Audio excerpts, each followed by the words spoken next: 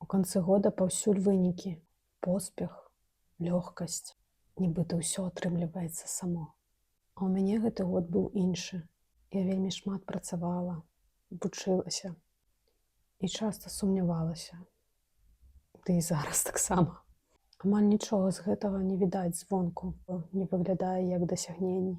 І тут ёсць тое, пра што рэдка кажуць.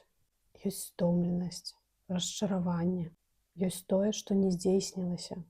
І гэта таксама важна прызнаць. Не каб застацца ў гэтым, каб не трымаць гэта ў сабе. Калі падводзіць вынікі толькі праз дасягненні, вельмі лёгка абясцэніць сябе. Таму я прапаную зрабіць інакш.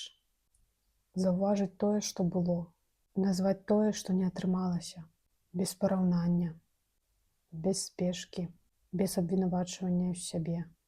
Я таксама буду падводзіць вынікі з месцам і для радасці, і для ціхага смутку.